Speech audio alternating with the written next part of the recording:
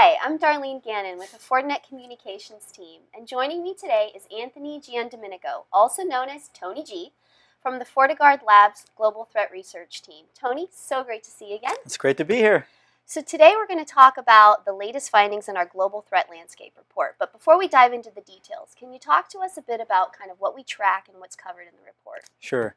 A threat landscape report is something we do on a quarterly basis, and it's derived from the 3 million sensors that we had deployed globally around the world, as well as the thousands of security assessments that's monitoring network production traffic. Our focus is really on top threats. We want to look at application exploits, malware, and botnets, and we'll give you a global, a regional, and an industry view or perspective into that data. Ultimately, we're seeking to identify security trends that'll help our customers know where they should be focusing their security efforts. So there were certainly some interesting takeaways in this quarter's report. Can you share some of the highlights with us? Sure. One interesting data point that we found was around risky apps. And what the data showed us was you were more likely to have a higher infection rate with malware and botnets if you had risky apps installed in your environment, specifically peer-to-peer apps and proxy apps. With peer-to-peer apps, you had 7 times higher infection rate. With proxy apps, it was actually 9 times higher. Now, you're more likely to see those apps in the education industry, and that industry actually had the highest infection rate. But surprisingly, Darlene, what we didn't see is that same higher infection rate with cloud or social apps. The report also seems to reveal that old threats continue to pose serious security issues. Yes. In fact, we're seeing that the bad guys are starting to take advantage of this cyber hygiene issue, and they're creating a new hybrid threat that we're calling ransomware.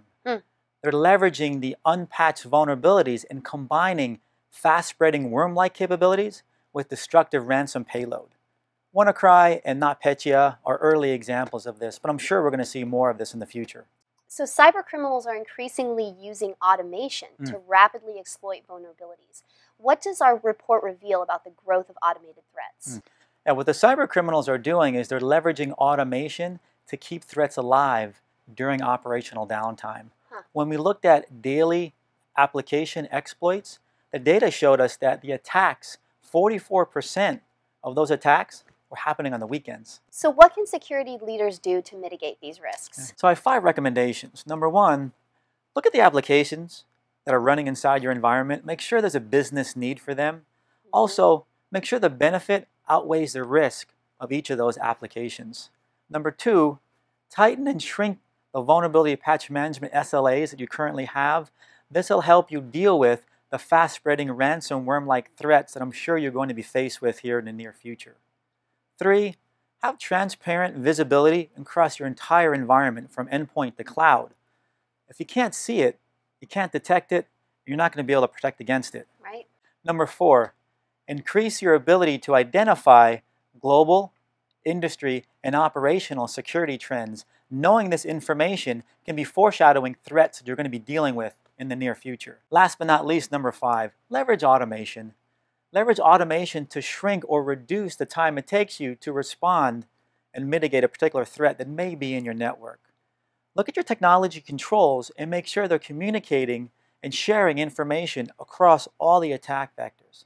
If you can do that, now your controls can start making some automated decisions for you, and it gives you more time to fight through the attack and also minimize the impact or the damage that particular threat may have on your organization. And like you always like to say, you got to fight automation with automation. Absolutely.